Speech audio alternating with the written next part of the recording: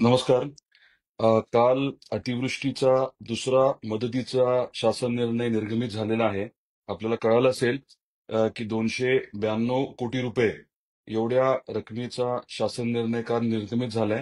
हा आपला दुसरा टप्पा राज्य सरकारकडनं आलेला आहे. पहिला टप्पा आपल्याला कल्पना आहे की ऑगस्टमध्ये आणि जुलैमध्ये जी अतिवृष्टी झाली होती, त्याचे 189 कोटी रुपये हे उपलब्ध झालेले आहेत. त्याचं वितरण चालू आहे. हा दुसरा टप्पा जो आहे त्याच्याबद्दलची माहिती जिल्हा प्रशासनाकडनं साधारण 13 ऑक्टोबरला उपलब्ध करून देण्यात आली होती. आपल्या डिव्हिजनल कमिशनर यांच्या आयुक्तांकडे आणि आयुक्तांकडनं ती मंत्रालयामध्ये लगेच मागून घेतली आणि आपल्याला माहिती आहे की काल आता तो जी-आर निघालाय. हा जी-आर जो आहे तो साधारण 292 कोटीचा आहे. 0 ते 2 हेक्टर पर्यंतचा आणि 2 ते 3 हेक्टरचा आहे तो पुढच्या टप्प्यात येणार आहे. आता प्रत्येकाचं 100% 2 हेक्टर पर्यंतचं 18,500 रुपये प्रमाणे पैसे देण्याचं ठरलंय या टप्प्यामध्ये आणि पुढच्या टप्प्यामध्ये 2 ते 3 हेक्टर ज्यांचं क्षेत्र आहे त्यांचं परत 18,500 प्रमाणे जिरायतीचं आणि मग त्याच पद्धतीने बागायती आणि फळबागेचं. याच्या व्यतिरिक्त आज साधारण एक 40 कोटीचा जी-आर निघेल. साधारण 9,000 हेक्टर जमीन जी खरडून गेलीये त्याचं 40 कोटी हे पैसे खात्यावरती जमा होतील आणि या 9,000 हेक्टर जमिनीच्या अनुषंगाने साधारण 270 कोटी रुपये हे आपल्याला रोजगार हमी योजनेच्या माध्यमातून उपलब्ध होतील. म्हणजे जे 600-650 कोटी रुपये मी म्हटलं ते ह्या सप्टेंबरचे राहतील. साधारण 189 कोटी हे जुलै-ऑगस्टचे आणि इतर काही अजून गोष्टी आपल्याला अपेक्षित आहेत. म्हणजे मी जे 750 प्लस म्हटलं होतं त्यापेक्षा जास्त रक्कम जी आहे ती आपल्याला दिलासा देण्यासाठी धाराशिव जिल्ह्यातल्या शेतकऱ्यांना उपलब्ध होणार आहे. आता जो काल जी-आर निघालाय त्या जी-आरच्या अनुषंगाने आपला पाठपुरावा आहे की लवकरात लवकर पैसे प्रत्यक्षात खात्यावरती उपलब्ध व्हावे. आपलं ॲग्रीस्टॅटचं जी काही नोंदणी आहे तीच वापरण्यावरती भर आहे. फेर केवायसी करण्याची गरज पडणार नाही. ज्यांची केवायसी झाली नाही असं जर कोणी असेल तर त्यांनी मात्र केवायसी करून घ्यावी लागेल. आणि आपला प्रयत्न मी परत रिपीट करतो की हाच आहे की लवकरात लवकर पैसे उपलब्ध व्हावे आपल्या खात्यावरती.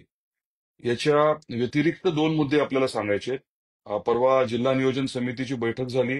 त्याच्यामध्ये बहुभूधारक शेतकरी यांच्या बाबतीत आवर्जून आपण चर्चा केली.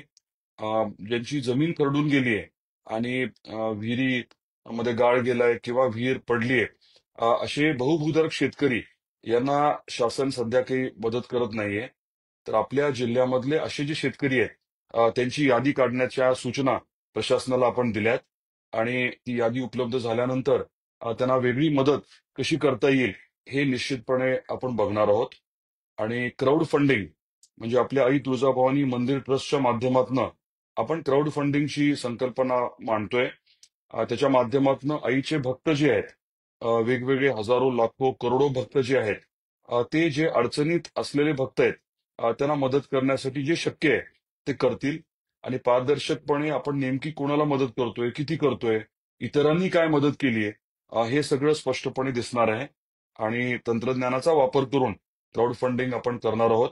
माझी या माध्यमातून आपल्या सर्वांना विनंती आहे की सरकारच्या वतीने आणि आम्ही सर्वजण मिळून आपल्याला जास्तीत जास्त या अडचणीच्या काळात सहकार्य कसं मिळेल यासाठी प्रयत्न करतोय.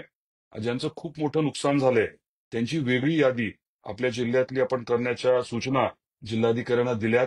प्रत्येक तहसीलदार याची यादी जी आहे ते करणार आहेत आणि त्यांना आवर्जून असे कुटुंब ज्यांचं अति नुकसान झाले अतिवृष्टीमध्ये त्यांना वेगळी मदत करण्याचं आपण ठरवलंय आणि ते निश्चितपणे केलं जाईल हे देखील मला आपल्याला या निमित्ताने सांगायचंय.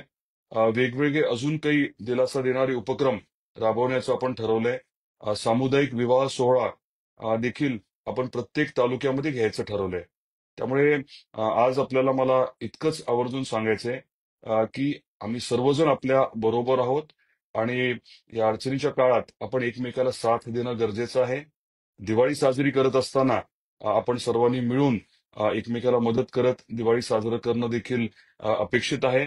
या सर्व बाबी आपण लक्षात घ्याव्या, इतरांपर्यंत पोहोचवाव्या ही देखील आपल्याला विनंती करतो. आणि दीपावलीच्या निमित्ताने आपल्या सर्वांना मनापासून खूप शुभेच्छा देतो. आई तुळजाभवानी चरणी हीच प्रार्थना आहे की आपल्या सर्व अडचणी दूर व्हाव्या आणि सुखसमृद्धी लाभावी. एवढीच आईच्या चरणी प्रार्थना करतो. आपल्या सर्वांना पुनश्च खूप शुभेच्छा. धन्यवाद.